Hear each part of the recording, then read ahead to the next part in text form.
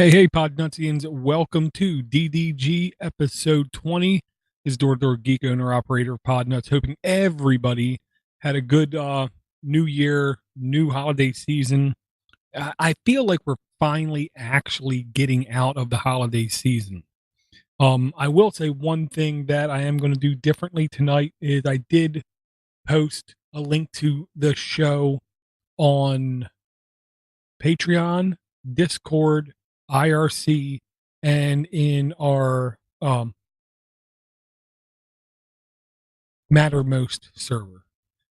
I am going to be taking up a couple breaks during this show on video on YouTube. This is being streamed on YouTube.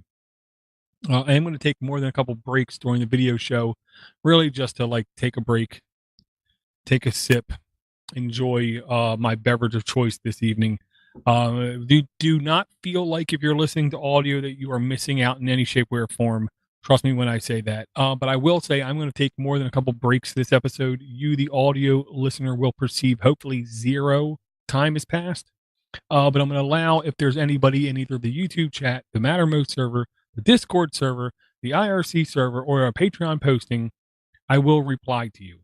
I really should centralize that to one place, but what I'll say is I'll address it when it becomes an issue. So the only constant is change. The only constant in anything is change. So this is the change I'm doing right now. I'm going to do the show live. I'm going to post it to Patreon members exclusively, kind of thing, but then farm the link out through Discord, through IRC. Patreon people already have it. YouTube people who are subscribed to, I believe it is youtube.com/podnutz. You will also get a notice if you smash that subscribe and ring a ding ding that bell or whatever those stupid YouTube people from today say. You click that link, then you'll be able to participate at least if you want, ask questions off air if you want, or if it's the kind of thing that you really do want to hang out and you really do want to talk, just let me know and we can get you connected. Because right now I am currently connected to the Podnutz in air quotes Mumble server, where I'm doing the recording. I find the compression and some of the things it does to the audio actually simplifies the editing process, at least a smidge. Not to mention the fact that I can easily double record on multiple systems, which of course I forgot to do. And right now I'm going and clicking and I'm clicking and I'm clicking. So worst case scenario, I missed the first, I think, 3 minutes of the show. But I'll be able to get the first 3 minutes off YouTube. That's why I record on multiple places. I have to first and foremost mention again, if anybody has any stresses, any things going on where they think they want to talk to somebody else about, do not hesitate, okay? You can give me a call. I will pick up the phone, but I always ask you text me first. I don't pick up every phone call. I did install this application called Should I Answer? It's not done a very good job, is what I'm going to say. So I'm not going to say I'm going to pick up every phone call because I want to first know what's coming. You can call me at 406-763-6889. I don't care if you just want to BS, if you want to talk, or if you want to talk about possible plans for TechCon Unplugged. TechConUnplugged.com. 2019 TechCon will be happening at September 20th through 22nd at Grand Rapids, Michigan. It is a podcast. It is an event that's being put on for Jeff and Paco. I would encourage everybody to at least go just to support Jeff and Paco. Jeff and Paco have worked incredibly hard, not only for this event, which I think will be very obvious. They've worked very hard for Podnutz, the network, as well. And I don't know if that is as obvious, but I can tell you that yes, indeed, it is. Two really, really good guys, two really smart guys, two guys who really try to help everyone who they encounter. And that's what Podnutz is really about. Podnutz is about helping other people. This event is going to be more focused on computer repair. And when I say more focused, I basically mean all of the talks are going to be about computer repair, the business, how to get started, and what to do if you're coming into issues like what RMM tool to pick remote monitoring and management tool to pick, or just, what are some marketing things that you can get done? Because we are going to have Matt Rodella from the Computer Business Marketing Podcast, who is an unbelievably nice guy, but he's equally as smart. So if you need help on marketing your company in any environment, he is a guy who can definitely help. They do have some of the things listed. They're going to fill out more as the information becomes available. They have a full schedule there. It's going to be $199, which is also going to cover all food, amenities, and every talk, which I think is a steal of a bargain. It is at Grand Rapids, Michigan, in the Holiday Inn Grand Rapids Airport Resort. So basically, as soon as you get off the plane, voila, it's right there. They have a super cheap rate. I want to say it was literally $100 a night, which is a steal. So it's literally a 2-night event. You can get by for $400, everything completely paid.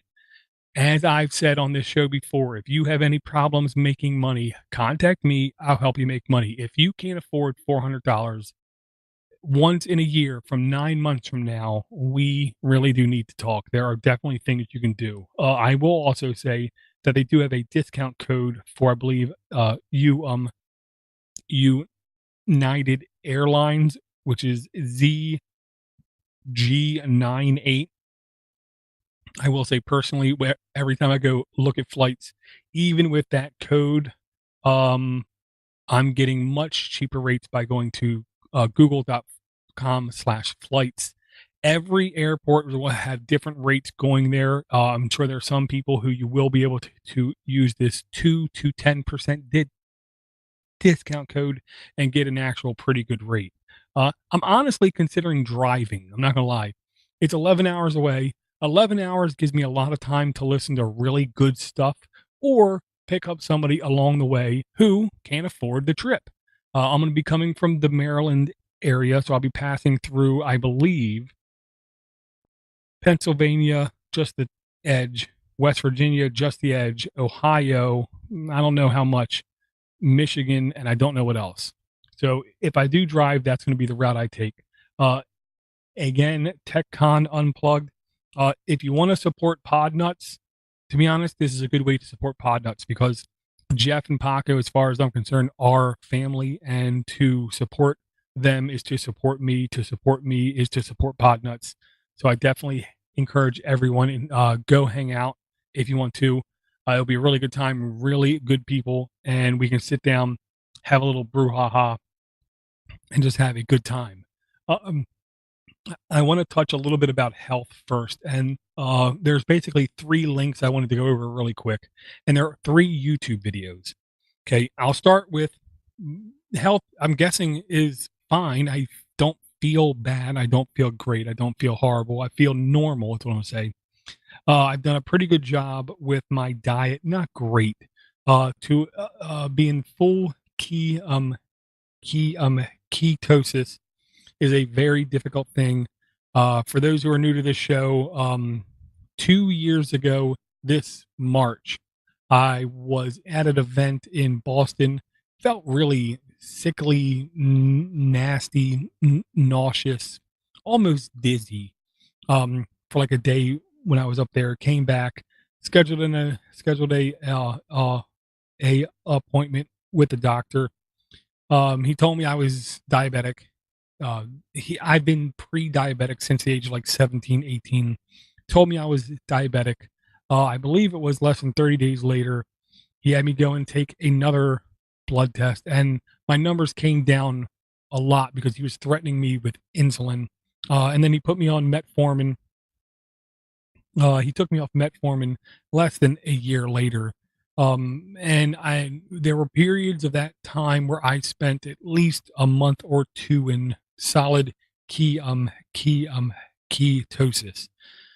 Now, the long and the short of it is if you listen to the diet advice from a guy on YouTube solely, you're an idiot.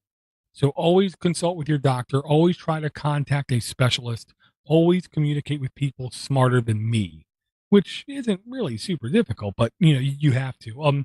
These were 3 videos I saw early on in the process, because what happened was my doctor told me avoid everything white. No potatoes, no rice,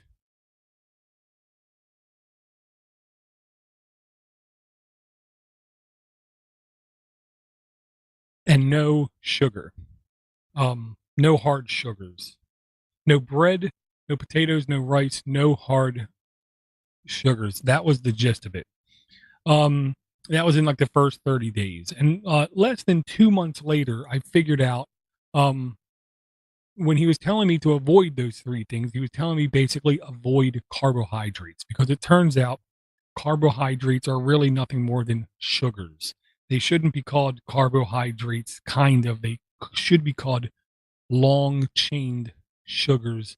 But yes, carbohydrates is technically a better term, but for comprehension's sake, it really should be long chained sugars. Um, so then I basically found out what I was eating. My diet was almost the keto diet, in air quotes. And this was way before keto was popular to any degree. I'll say that. And these were 3 videos that I found informative. And I'm not going to say I took them as scripture, if you will, but I did take them quite seriously, is what I want to say. They are on Vita Health, Virta Health channel on YouTube, Dr. Stephen Finney on nutritional ketosis and ketogenic diets, part 1, part 2, and basically part 3. Here's the whole gist of it. I was diabetic. Clearly, I was diabetic.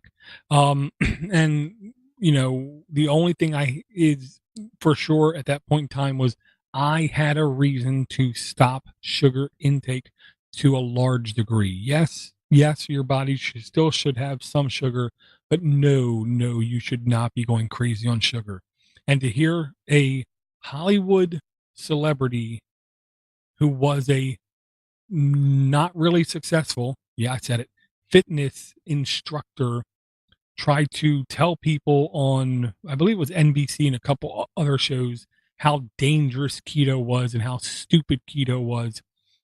This was coming from somebody who basically their job was to torture people into doing over exercise and to call it health. Um, some extreme number of people that they followed up with who were on that show and who were successful put on a large amount of weight for 2 main reasons. One, they weren't getting tortured when they weren't on the show, but 2, when you do that kind of routine to your body, you basically change your metabolism, and which made it even harder for them to keep weight off. Um, with I found with me, with this diet at this time, it was a great help. I I lost basically 80 plus pounds, over borderline 90 pounds on any given day. Some days it's up to like 93 pounds I lost. Sometimes it's 88 pounds because I waver. Uh, but there were definite spurts for like 3, 4 months where I was completely keto. And it technically takes, if you listen to this guy, about 6 weeks to get in for your body to get into full ketosis.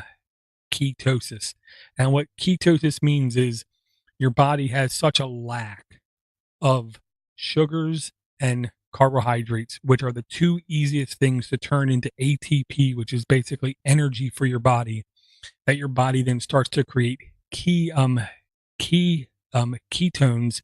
that basically helps convert fat into ATP and e- energy.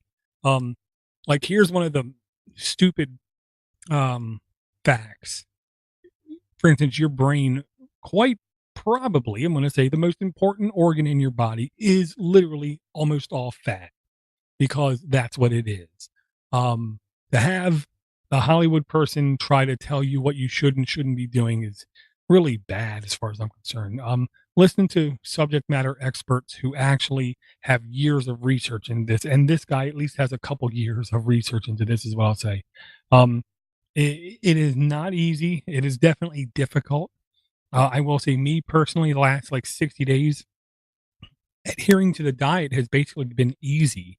I've said no to pasta.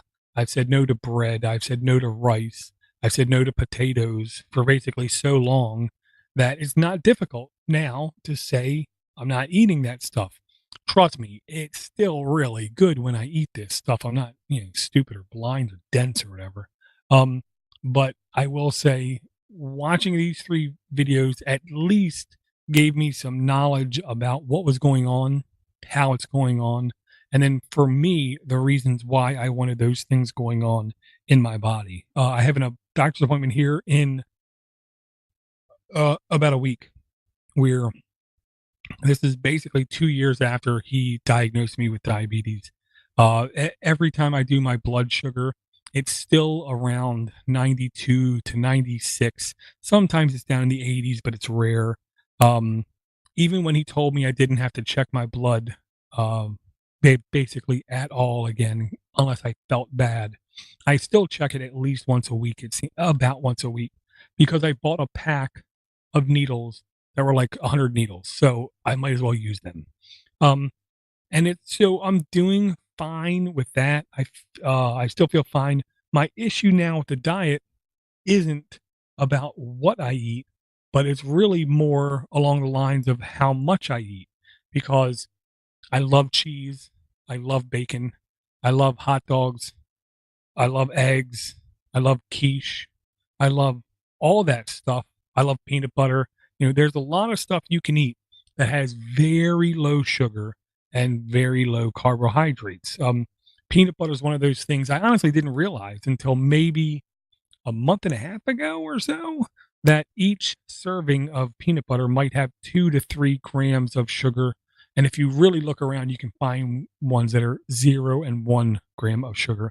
And the carbs in them are really low, but they're higher in fat. And that's a real key to success with the keto diet. People often label it as a low carb diet. It's not. It's You're most stringent on your carbs. You're less stringent on your proteins, but you're still stringent on your proteins. But you're really loosey goosey on your fat, which I do have to say long term cannot be good. But this is not long term. Life is a long time. The only constant is change. And I'm going to adhere to this diet. We have the doctor's appointment here in a week. And depending on what he tells me, I'm then going to start to shift. And my shift is going to definitely be having a little bit more proteins, a little bit more carbs, but I'm going to try to at least walk a little bit more. I've walked at least 3 days a week. I've timed it.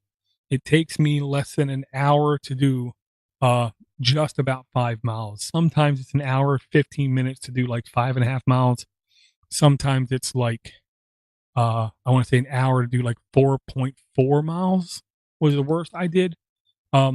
With my step counter on my phone. Which means even when it's like 30 degrees outside and I'm wearing a light jacket, like it is not a heavy coat, I still sweat at least a little bit. So the key of exercise is not exercise. Exercise just means getting your heart rate up.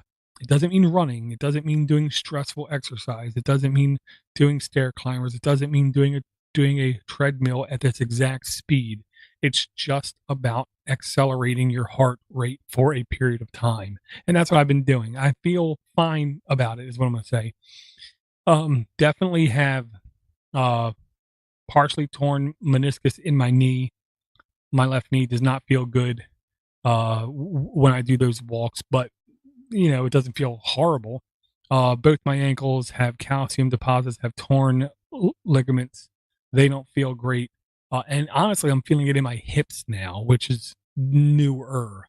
But I'm not overexerting myself. I think I'm exerting myself, quote unquote, just enough. But the only constant is change, which means is in the future, if I do this, I'm going to keep doing a little bit more and keep exerting myself more until the point where I'm actually running. And that's something I'm not looking forward to, is what I'm going to say, because I did it too much as a kid. But then when I did it, it was for my life. At least it felt like it.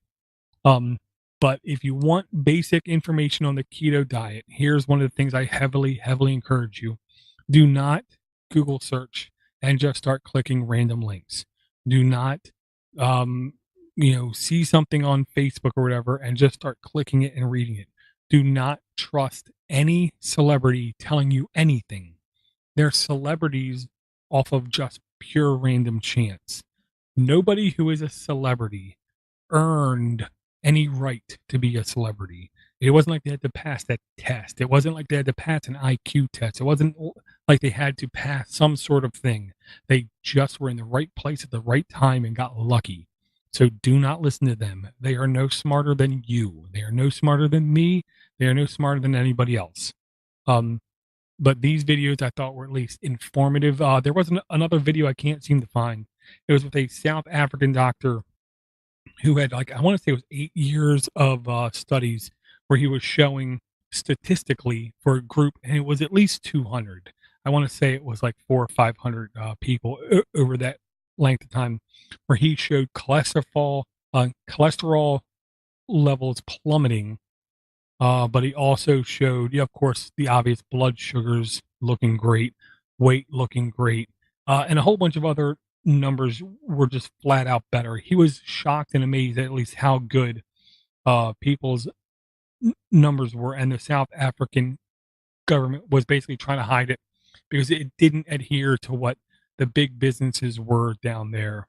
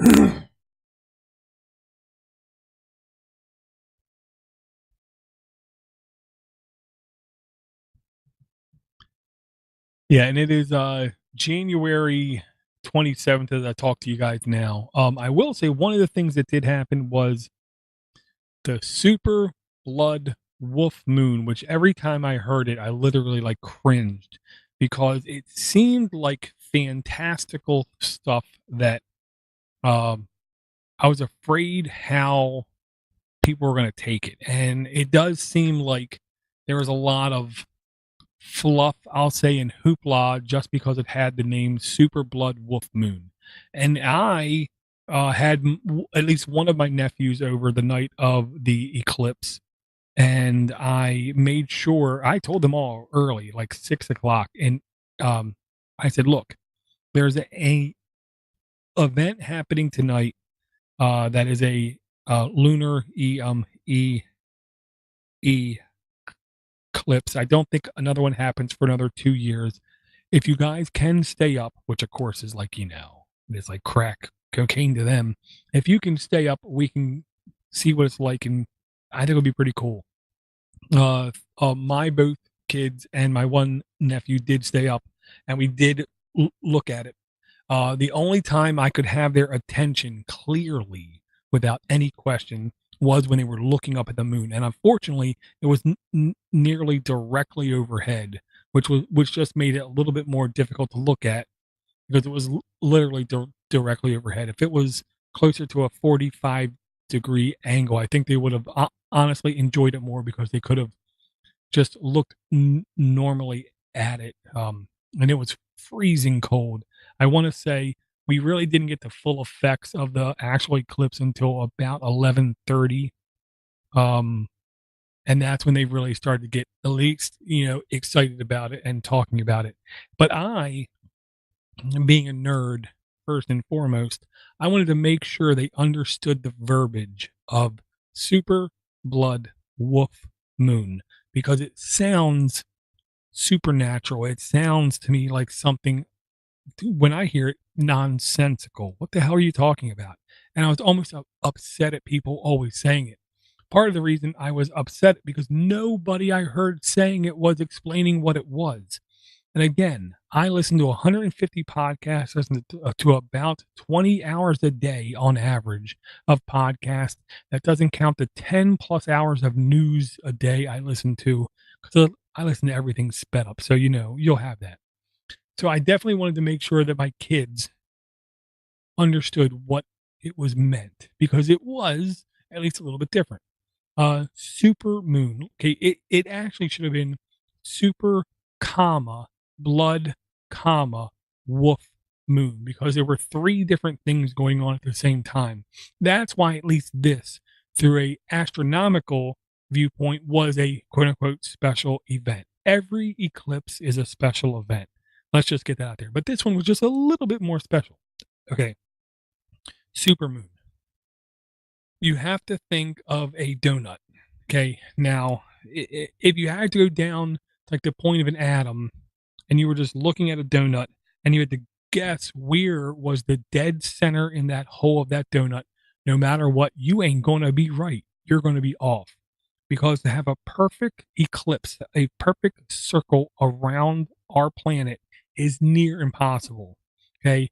It just doesn't happen. So precession comes into play. Precession is the amount of weeble, wobble, and tilt with the moon in relation to us. That's all you got to know. And so what that means is at different points of time, that means that the moon is closer or further from us. So with this super moon, it was at a closer place than it is on average. It was among the closest place it can be to us during that time. So not only did we have a eclipse, it was also closer to us. The actual percentage of increase is extremely low, is what I'm going to say. It is not much whatsoever. They literally have a picture on the Wikipedia page about supermoons. It is not visibly much closer whatsoever. I can tell you at least cognitively, when I looked up at the moon at like 8 o'clock at night, it seemed a hell of a lot brighter. I don't know if it was. I can tell you this, though. One of the things my dad said, an old gritty, I'm not going to say gritty, retired Baltimore City cop, he believed the reason there was any increased activity on a full moon had nothing to do with the moon actually being full, but it had to be with the amount of light that was transmitted back down in the dark places of the city. And where he was at, he believed the easier it was for people to see, the easier it was for them to commit crimes. Just like when you had really bad snow, the crime level plummeted because, it's too damn cold. And you could just, follow the people's tracks back to where they were at. So the actual percentage of change in the supermoon is not really noticeable. It seemed brighter to me. They said it seemed brighter to them, but they're kids. There's a reason kids can't vote because they're kids and they don't have any judgments or actual intelligence yet. Okay. But that's only the first part. Super blood wolf moon. Okay. A lunar eclipse. I don't want to say all of them, but a lot of them are now basically classified as blood moons. And the reason being is two reasons. If I read this correctly, if I'm not sure. One, when the moon is partially covered up by the earth because they basically, if we're going from closest to furthest at the center point, we have the sun, then it was us, then it was the moon. So basically, we were going in between the moon and the sun. When we're partially there, the haze, the grit, whatever of the atmosphere does change the temperature, the color of what is being then sent to the moon. But also because of light being bent, light being refracted, being split out, you see a light diffusion, which is also reminiscent to redshift, if I believe. I'm not positive about that, but I believe it was because of the redshift. It basically looked dirty. It looked grungy. It looked very dark brownish red, and so it's called a blood moon. My youngest son thought that was the most fascinating part of it. He said, "You know why they call it a blood moon, Dad? Because it looks like a drop of blood." He's going far in the world, isn't he? But so that was the second part, super blood wolf moon. Super because it's closer to the Earth, just a smidge, just a skosh. It appeared brighter to me, at least when I looked at it. A a blood moon because a eclipse at night, the sun, the clouds, the pollution, the pollutants, the refraction, the gravity of the earth, the spreading of light waves, all that stuff is just going into the first two parts, super blood. To me, here was the most important part I wanted to make sure my children at least understood. And this was one of the things that actually did not have a separate part to. And I knew when I did this, it was not going to find it correctly.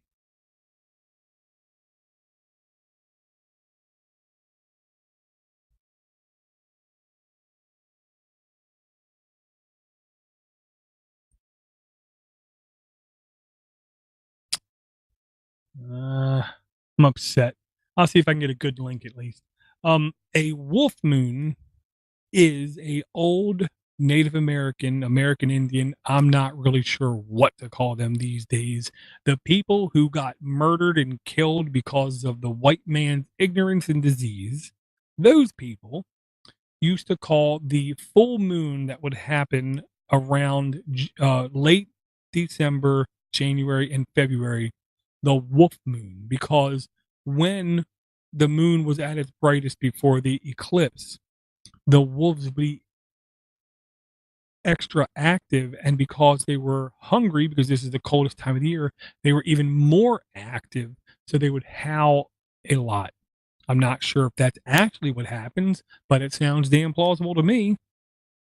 So, because of this astronomical event, it looked brighter, it looked closer, then it looked red, then it was covered up, then it was gone, then it came back, all this stuff. And then the wolves would howl incessantly because of this and because of the time of year and because they were starving. I thought this was actually pretty awesome, very cool. It's one of those events you don't get to do very often. The other eclipse that happened, I really didn't care about because I was working. I like to work when I'm working. And I'm not looking at the sun. I don't care where I'm buying the glasses at. My eyes are bad enough. I'm not looking at the sun. So we did that. We had fun. I honestly can't wait for the next one because I would much rather look at these things at night than during the day. I'll just say that. I don't want to look directly at the sun under any circumstance because when I was young, I'm sure I was stupid enough to look at it. With the lunar eclipse, I think there's a mystique about it that I just think is cool. Um, I had fun. Kids had fun. I think it was just a good time. They were freezing though. They could only stand outside for like a minute or two. Then they had to run back in the house and warm up. And I showed my oldest one, turn the sink downstairs on hot, walk away, give it a minute or two. After it got really hot, just tap the cold a little bit, and then put your hand underneath it and just don't move them and just let them, you know, soak up that heat and then rub them a little bit.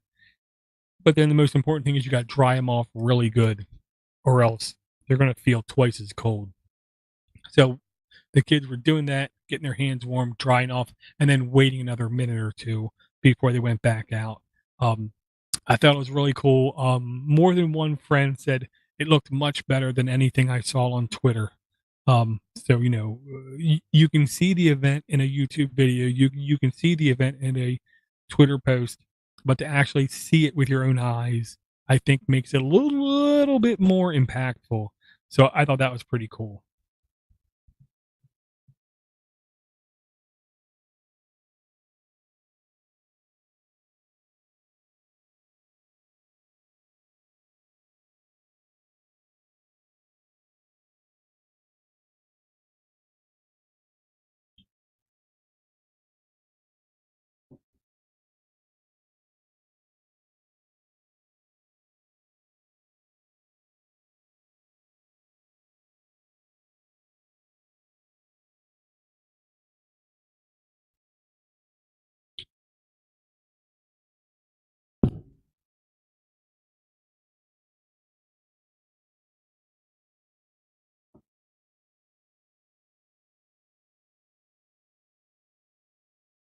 One person watching.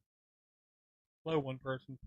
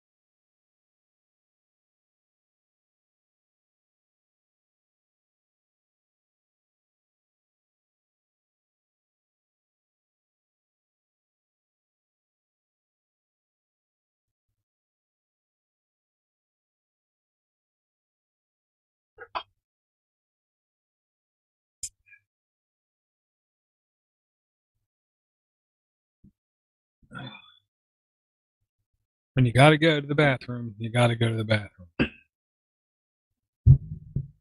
and you'll have that. Yeah,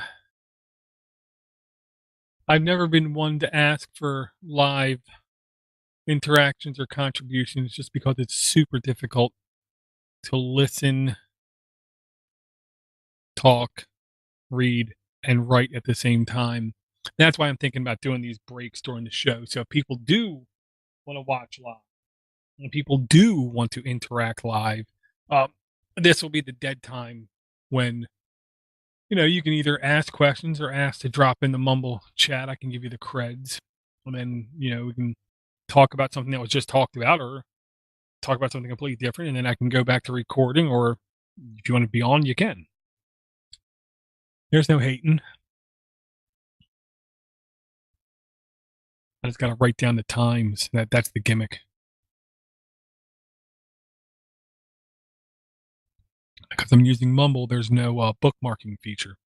I was using Audacity, I could Control M and set bookmarks. But the last couple times I recorded with Audacity, some random time into the recording, sometimes it was 5 or 10 minutes, sometimes it was 40 minutes, the audio would actually slow down in, I don't know, tempo, pitch, hertz, baud rate, I don't know, frame rate, something would drop and I would start to, and I had to catch it. And then I had to keep increasing the tempo until it sounded correctly. It never happens with Audacity when I'm with other people, so I had to believe it was the extra keystrokes I was doing with DDG that was causing it, and I don't know what that was. So, I'm just recording through Mumble now. I could do it in Discord too, but honestly, I feel like the Mumble quality is a touch better, which shouldn't be the case because Mumble is using Opus, and everything Mumble is doing is in clear and open source. So if it was better, then Discord could just integrate the back end into their service, but I don't think they are. Or they think theirs is better. I don't know.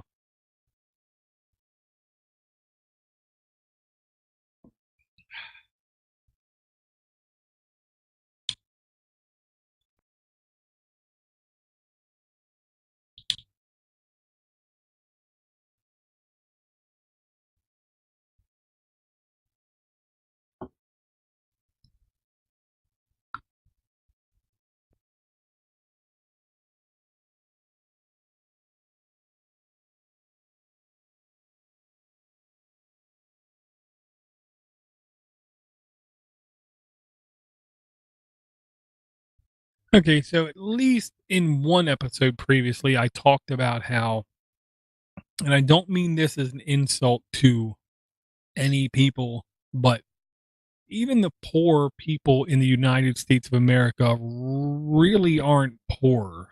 Now, the one who are completely impoverished, the ones that literally have nothing, of course you are poor.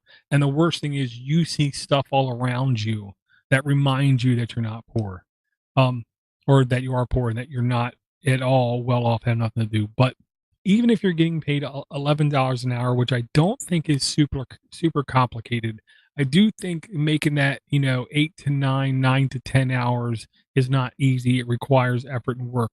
But once you're making at least $11 an hour in the United States of America, you are in the 1% of the world, which is a pretty phenomenal task. And with that stated, I'll say right now we live at the time of basically the greatest amount of economic freedom and personal freedom that's ever been seen in the world's history.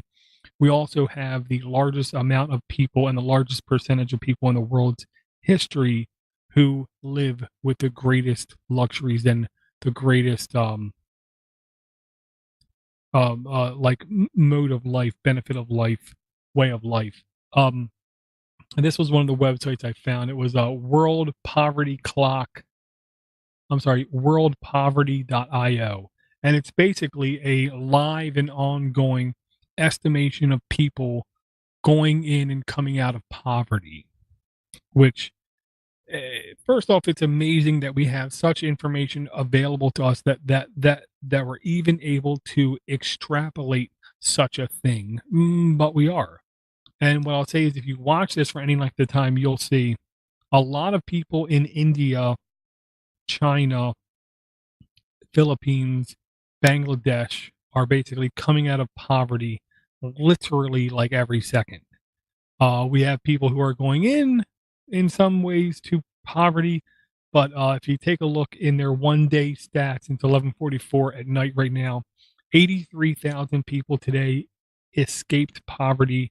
18,000 people today fell into poverty, which just means as a whole, as a globe, as a humanity, as a people, we are still on the right trend. I understand if you're downtrodden, if you're not well off right now, this does not seem reassuring, nor does it seem accurate.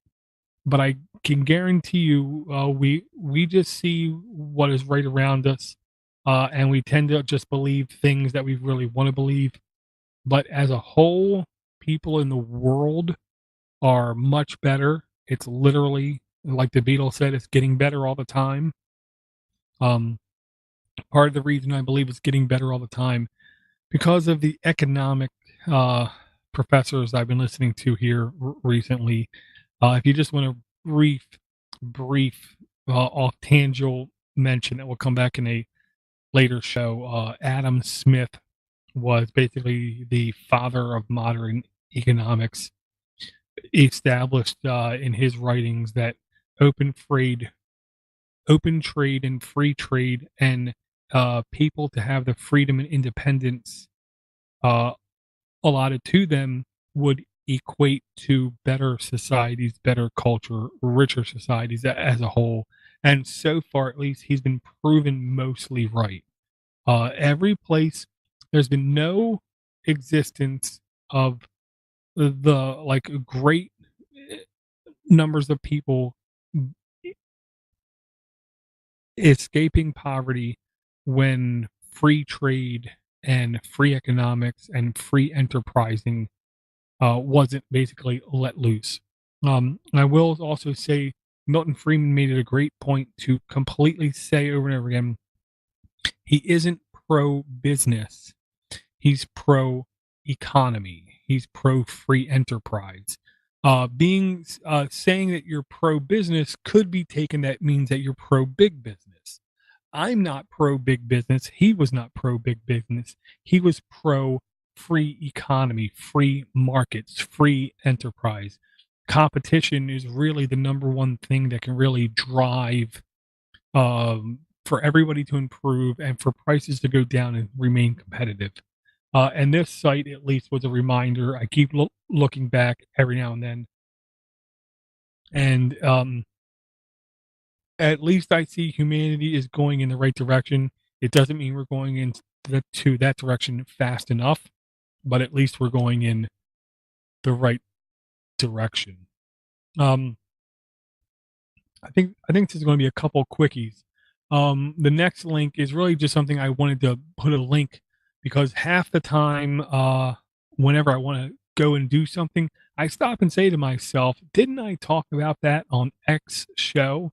So then what I do is I go to Google, I search for hypothetically DDG space poverty clock, and then I'll be able to find this URL really quickly.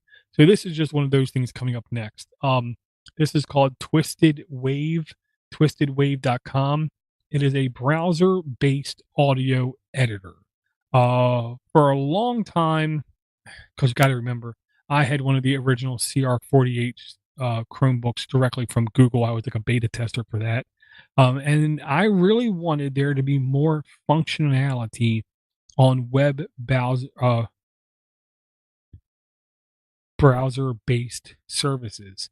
There is a couple audio editors out there. I wasn't really amazed by any of them.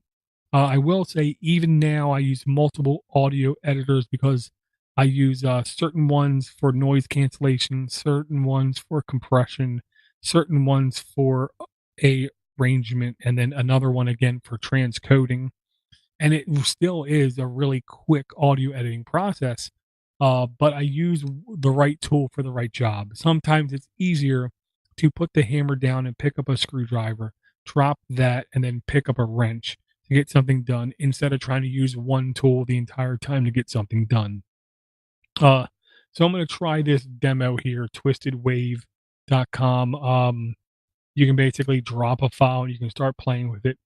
There is a free account you can do. I don't know. I have very low expectations for this.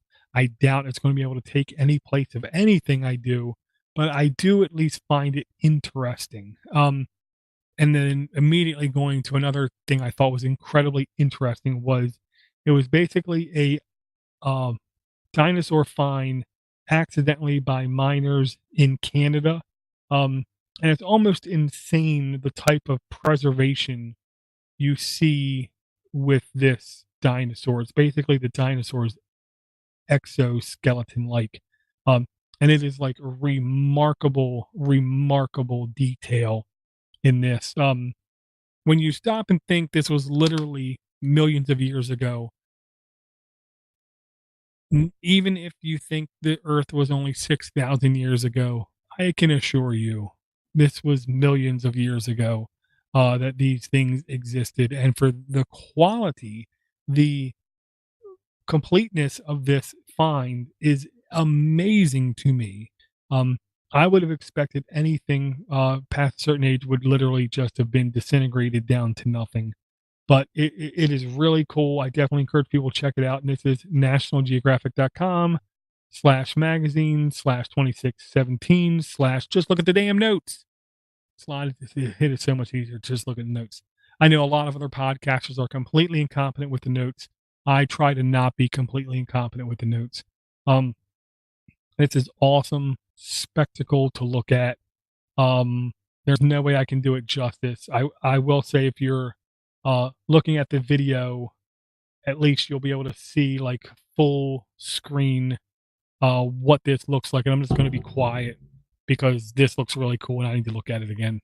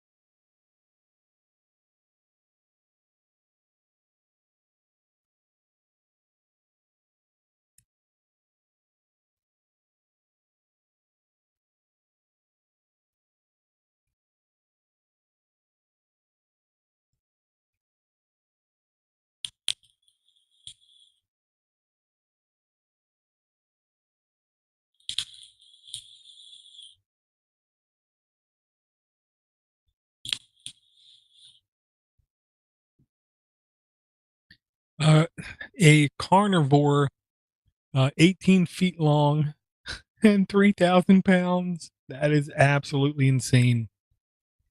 What the one thing I really hope people understand is, um, reality is a lot more fascinating and insane than anything that people can invent and make up.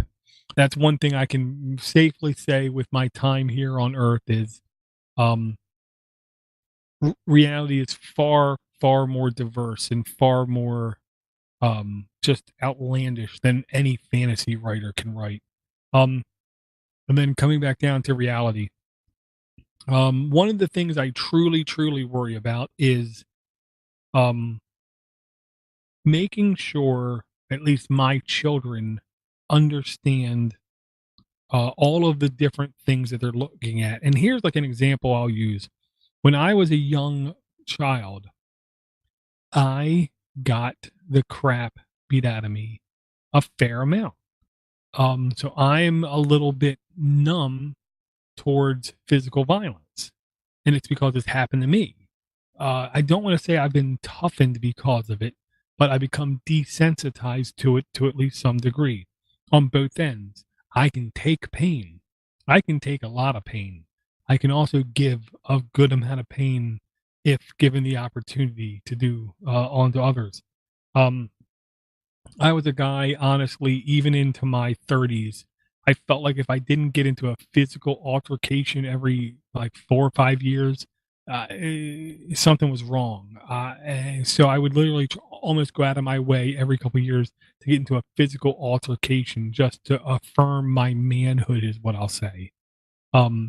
And no, it's not good. But so I at least understand when it comes to the physical body what I can and can't do, what I can get away with, and what I can't. So if something happens, uh, at a mall, in a parking lot, whatever, I'm able to, I think, to at least defend myself to some degree. I feel like my kids, I don't know about any other kids, I feel like my kids can't defend themselves from a wet paper bag. School has became so protective that I don't think it's really plausible or possible to them to get into the types of physical altercations I got into when I was younger. I'm not going to say that's a good or bad thing, but to relate that to something almost different is when I was young, name calling and the like in the ilk only happened in right in front of you, somebody's face to your face, or via a piece of paper in class, and that was really as far as it went. Well, now we have the internet. Okay, the type of bullying, the type of false information, the type of research, the type of information, the type of fact finding, the type of every type of thing you can consume has completely changed. The dynamic has completely changed. Subject matter expert means something completely different, you know what I mean, versus then and now. We had a library we went to look up information. What was presented to us was nothing.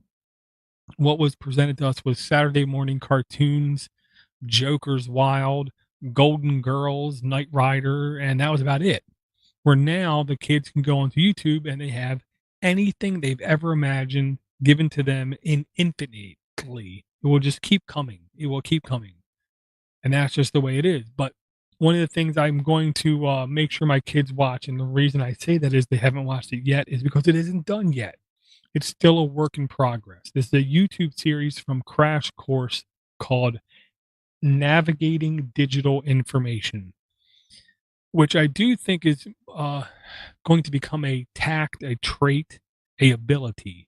For many years, I told my coworkers that my job title should be Senior Internet Research Specialist 2. I always said 2 because, 2 gets paid more than 1. Senior because I've been at this a while. Internet research, I know how to find stuff. Specialist, I know how to find the right stuff on the internet. And that's what I felt like my ability was when I was dealing with computers, when I was dealing with help desk, when I was dealing with coding, when I was dealing with anything. I was able to find the information I was able to find quicker than I believe the average fella could, or even they couldn't find it at all, and I could. So I feel like I have some, at least, ability to circumnavigate the internet's girth of information and pick out the stuff that is good, is accurate, is helpful, is needed. They don't, I think, even understand even remotely what the internet is, because to them, the internet is primarily literally just YouTube. Um, I do believe it's very easy to say if this trend continues, in less than 10 years, easily 80% of everything happening on the internet will happen on YouTube or Facebook, and that's it. Because that's just where I see people going. Um, Back in the day, we had insane numbers of websites competing every second for our attention. It doesn't seem like that's the case anymore. There's only a couple. I don't like when we don't have choice. I don't like when we don't have competition. This series right now is on episode 4, I want to say. I don't know how many they plan on having, but typically on Crash Course videos, I don't think I've seen shorter than 10 videos in a playlist. And I do believe I've seen playlists go into the 40s. Um, I think they're going to basically take this series to its natural conclusion, which I'm almost jealous about because I did have more than a couple ideas in the past of doing a podcast that literally had just a set number of shows, and then those shows would be basically freeze framed. Hypothetically, let's just say 16 shows. And that's all I needed to discuss this topic in what I thought a complete cipher, a complete 360 view of that topic, and it would be 16 shows. The logic was then every 17th week, the RSS feed would start over. And then week 1 would appear, and then a week later, the week 2 episode would appear, and it would keep going for 16 weeks, and then week 17, it would reset back to episode 1. Because I do think, because there's people out there all the time finding podcasts, it would be a smart idea to let them start the podcast at episode 1 and then have the natural progression. Here's the content, boom, 16 episodes later, you're done, move on. Crash Course seems to be doing that in video form, but it's basically just you find one of the videos, you then click on playlist, you go through the playlist, you can then watch all of them. Navigating digital information, I think, is the kind of thing that you have to tell somebody. And in the very first episode, these a fantastic example. Okay, disclaimer: the person who's presenting this video to you is John Green. John Green does not completely hide his political views. Because he does not try to hide some of his opinions about things. Um, you might agree with those things, you might completely disagree with those things, but what I encourage you to do is to try to look past those little nuances he throws out there of his opinions and his views, and you basically listen to the facts that are said behind this. Because whether you agree with him or not, and you listen to the facts, I guarantee you, you are going to think this is good content, good ideals, good ideas, good displays of common sense things. Okay. Navigating digital information, he says, is like you're the old fish swinging by two young fish, and the old fish says, "So how is the water?" And the two young fish basically just ignore him, swim past, and say, "What's that stupid guy talking about?" The kids don't understand because they've never seen anything else, that everything around them is something else. Okay. We Technology is often described as what was invented after we were born. So to me, the technology of the internet is a technology. To my children, the technology of the internet is just YouTube. They don't understand anything going on in the background. They have no idea about servers. They have no idea about protocols. They have no idea about networks. They have no idea about HTTP, hypertext transport protocol. They have no idea about any of that. They don't need to. The younger fish don't need to understand that they're surrounded by water, this life giving substance. So my kids inherently don't understand the basis of how to navigate the digital information sect. So, Crash Course Navigating Digital Information by Crash Course. It's right now on episode 4. This will be on my on my Plex server. Again, I'll say, if I mention any video that you have a trouble finding or you cannot access, or you're just interested in my not normal blend of YouTube and video content, just go create a free Plex account, and I will give you access to all my stuff. And you'll see there's some different stuff out there that I tend to download, and I don't have a chance to watch everything just yet.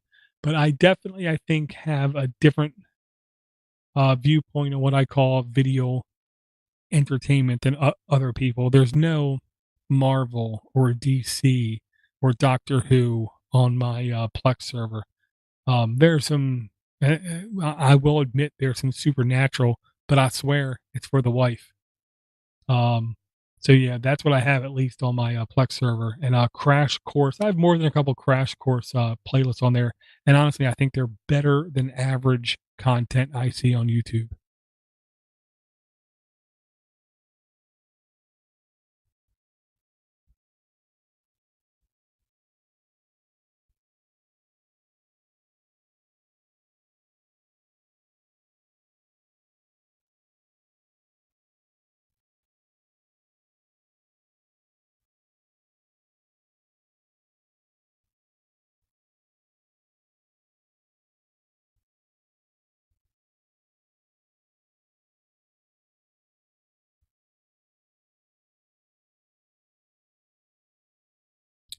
Still only one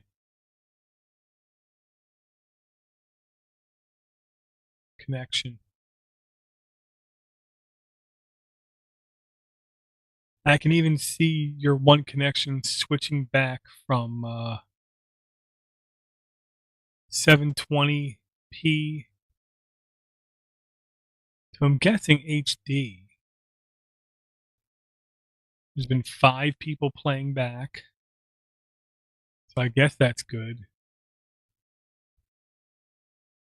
I never know if I should trust playbacks, YouTube's playback viewer stats. I've heard a great number of people complain about them.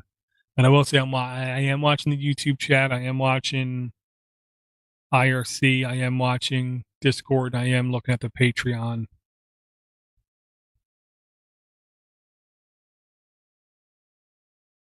if you're looking at this after the fact on YouTube, or if you're the one guy that YouTube says you're watching live.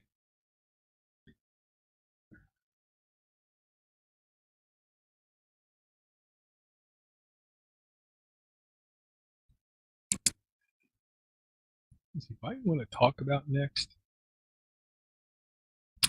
Yeah, I think I should. Yeah, I think. Yeah. Yeah.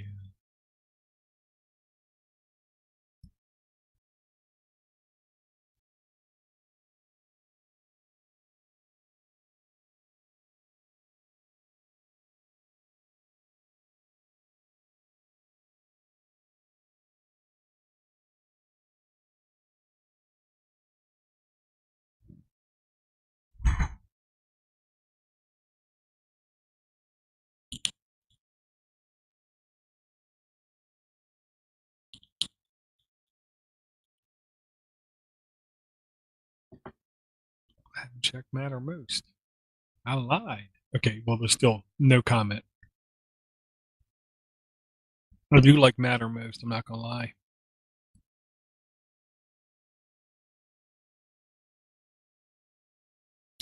Good stuff. Really good people.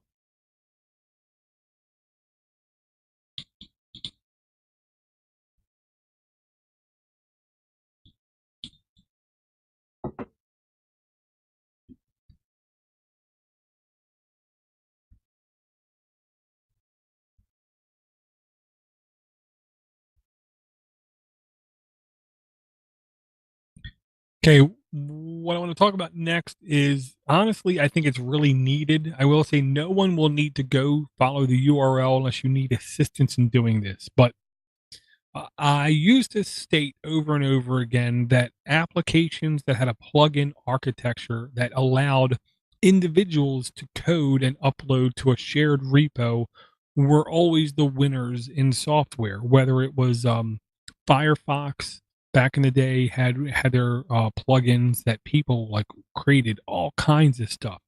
Whether it was a Grease Monkey plugin, ad block. I mean, it just went on and on and on and on. The number of things you could implement via a plugin. Thunderbird has plugins, and really, the functionality you can get out of those plugins is literally insane. Notepad++ has plugins. There's a lot of really successful applications that have plugin architectures.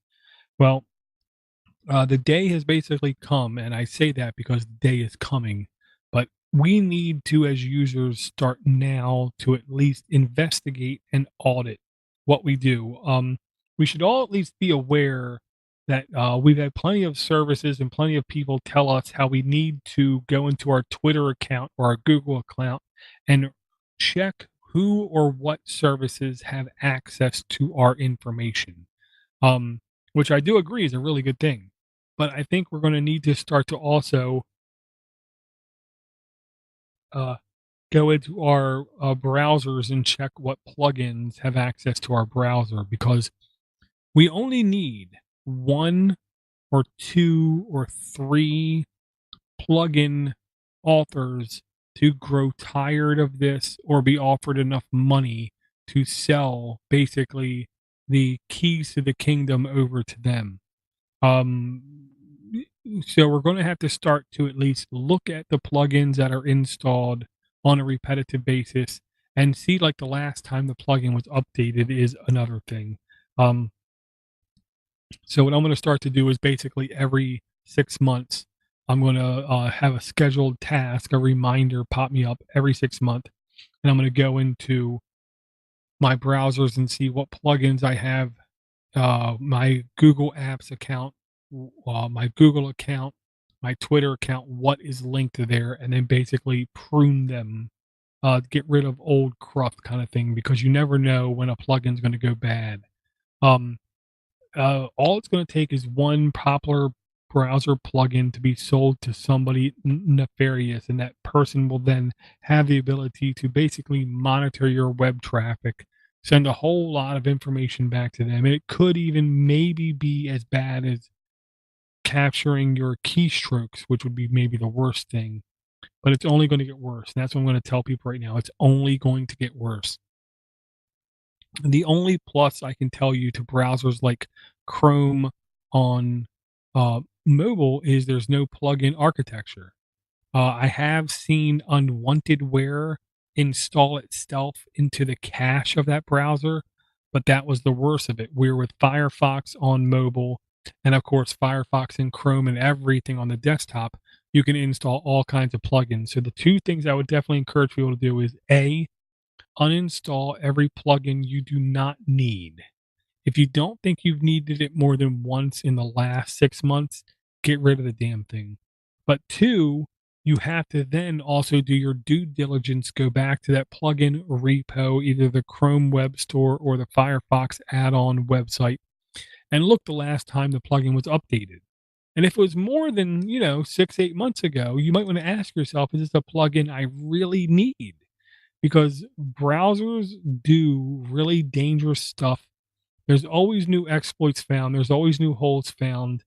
So if somebody's not keeping their code up to date on their plugin, expect it sooner or later to be compromised and to be taken advantage of and to be basically due to do some nefarious and very bad things. In the same mindset, the very next thing is phishingquiz.withgoogle.com.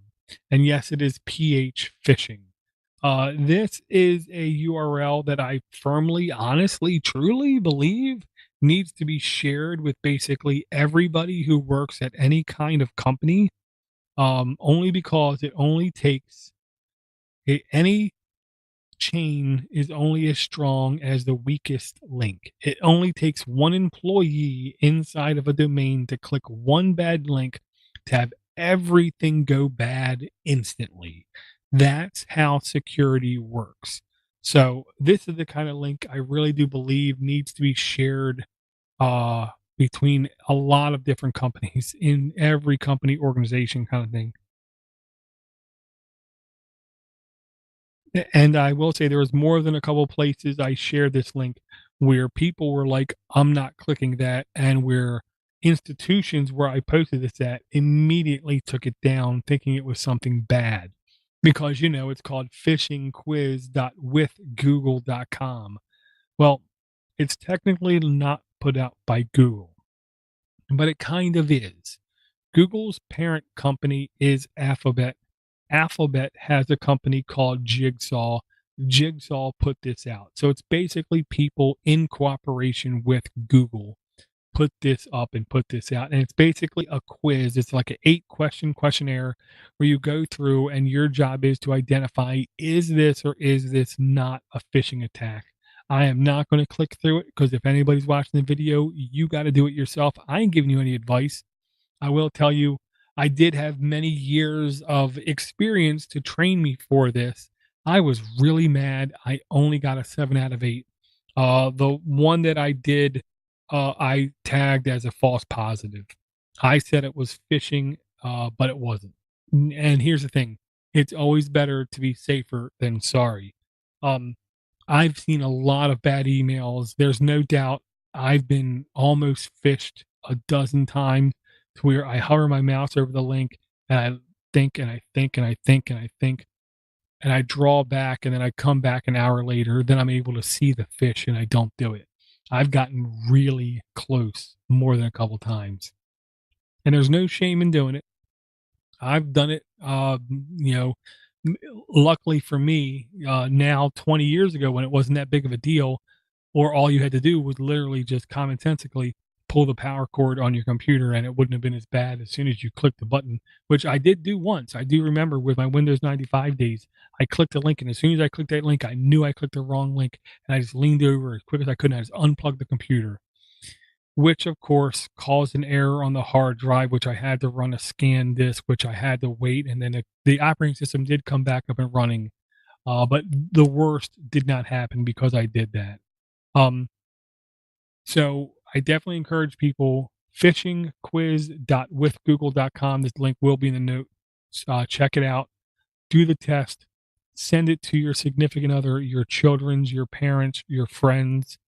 I'm not going to say send it to your coworkers. you might want to send it to your domain administrators or your support staff and say, hey, maybe we should share this out. But don't just send it to coworkers on work email because, might not end up good because people are dumb. The last link I want to talk about.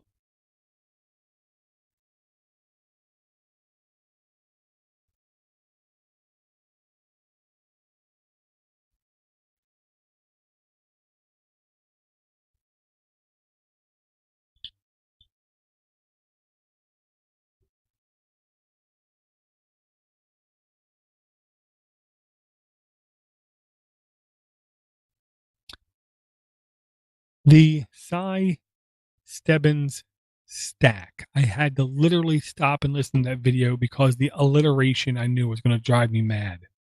Cy Stebbins stack. And this is a stack of cards that when you fan it out to individuals, it really does look like a random stack of cards. But anybody with a trained eye or anybody who's seen it before will see the pattern that is involved. And it's the kind of pattern where once you teach yourself it, you can basically have anybody cut the cards almost as much as they want, kind of thing. And you'll be able to tell what card came previous, what card is coming next, aka be able to seem to have magic powers. And this is the kind of thing I really wanted to show my kid I did. He really was interested by it. And cause it was the kind of thing where he was able to have more knowledge than people around him, or he had knowledge that people weren't aware that he could know. This was a really interesting video. I am not going to be able to say this with enough love. I'm going to say Michael Stevens. If you don't know the name Michael Stevens, you are missing out on countless hours of YouTube content. Yes, some of it is stupid, but that's the internet. Hey, welcome to the internet. Some of this is going to be stupid. Michael Stevens was literally invited to the White House on more than one occasion. On one of those occasions, he was basically invited in about science advisement, the internet, information, and education. He was brought in to basically be asked questions about how do you think things should be done. I really like his presentation style. I really like his approach. I really like his level of intelligence, but most importantly, I really understand and like his tact of communication, because intelligence is nothing if you don't stop every once in a while and think. Doesn't matter how smart you are. If you don't stop and think once in a while, it's pointless, okay? Intelligence is nothing if it isn't the act of communicating intelligence. You can be as intelligent as you want to be. If you do not communicate that, you are an idiot. And everyone around you thinks you're an idiot. And there's nothing that can be done to prove them wrong. Okay. Michael Stevens has a very good ability to communicate intelligence in such a way that he not only makes you immediately understand what he's talking about, but he also makes it immediately obvious for you how to communicate that very same thing to somebody else. I don't know how he does it, but he does it really damn good. This is on the Dong channel. Do Online Now Guys channel. But he basically has Vsauce. He is the owner of Vsauce, is what I can gather. Vsauce, Vsauce 2, Vsauce 3, Dong. There's a couple more oddball channels off on the side. But like Vsauce 2 and 3 are basically manned by other people, but they have a similar thirst that they have between the three of them, where they just want this information gathering and spreading between them. They all three do a really good job, is what I'm going to say. But this is a really good video, but most importantly, a very, very, very well laid out video. I'm really happy to say right now it's number 15 on trending. Seeing that kind of thing literally makes me giddy. But here's the other thing I want other people to know. If you know anybody out there doing YouTube videos, I want you to send them to this video and then have them, if they already know of this guy, take a notice There's no intro in this video. There's no 3 second. There's no 5 second. There's no 15 second. There's no 30 second. There's no minute and a half intro and then stupid blankety blankety blank intro scene with a graphic and a moving graphic and a sound effect to bring people into the channel. Mental invalids like intros. Mental invalids like 2 to 3 minute intros to video. People's time is money. Just get to the information. We don't need to see your fancy graphic. We do not need to hear crazy stuff. We do not need to see crazy stuff. We do not need to hear a 5-minute explanation about what we're going to see. That's the one thing that really drives me absolutely butt not to be crazy. Can you tell? About YouTube. Stop telling me what I'm getting ready to see and just show me it already. Time is money. I'm old. I ain't getting younger. This stuff is just driving me nuts. So when I see a Vsauce video where they basically slam right into the content and then I see it's trending number 15, it really makes me feel good. If you want to, at the end, you can say, this video has been by blah, blah, blah, blah, blah. I want to thank everybody for watching. If you want to watch more, and smash that subscribe button. Stop saying it at the beginning of videos. People who do YouTube are the stupidest people I've ever met in my life. And what I mean by that is the videos I seem to come across and the videos I seem to be shown by my wife and the videos I seem to click in chats and the videos I seem to have my children watching are made by the stupidest things that have ever existed in all history of mankind. It is amazing. Thankfully, I have to believe with 48 plus hours of content being updated every split second, that means there's also really smart content, really good economist videos on YouTube, really smart lectures where they're talking about the complexity of the universe, really good lectures about quantum mechanics, really good explanations of light, the speed of light, what is our best possible way to get to 10% the speed of light, and not just stupid people talking about stupid things and worst case taking 3 minutes just to get to the damn point. We don't try to do that here at Podnutz. We've never tried to do that at Podnutz. We are what we are. We are first and foremost normal people for normal people. We are not journalists. We are not advertisement agency, marketing people just worrying about clicks. We don't want to tell people how many subscribers we have just to try to get some kind of content deal on. We don't constantly berate other people who like contest us. We don't fight for clicks. We don't try to convince advertisers we are more important than we actually are. We are first and foremost out for the listeners. I know that might not seem shocking, but let me reassure you, 90% of the people out there doing content are doing it for themselves. They're trying to make money off of it. They're trying to make a livelihood off of it. They really don't want to even communicate with most listeners. I've had more than a couple of people email me in the last year. When I reply to an email, one of the first things they say is they cannot believe I actually replied to an email. Podnutz is people talking to people. We're not standing on a soapbox. We're not talking down to anybody. We're not lecturing to anybody. We're not trying to belittle anybody. We are just another chain in a community of people. Those people listen to Podnutz, and that's just how it is. I'm going to try to do this. I'm going to say out loud Sunday nights. I will say I don't have to go to work this Monday.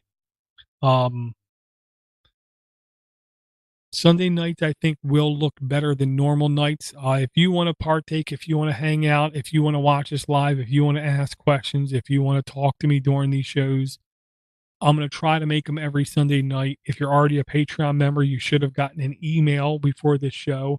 If you subscribe to this in YouTube, you should have already got a notification or email. If you're in the Mattermost server, you would have had to been active to see it. Next week, I'll do a at here, I believe it is, in Discord. Do it at here as well. And anyone who is active on the server at that time will get a notification. In IRC, I'll just post it because that's just what it is. And all you got to do is just have, if you set a trigger event on IRC on DDG, all one word, DDG, then you should get a notification for it as well. I will thank everyone for their support. I will thank everyone for the assistance. I will thank everyone for the sanity. I will thank everyone for the love I've gotten. I love everybody. Thank you guys very much. And I will definitely talk to you guys again really soon.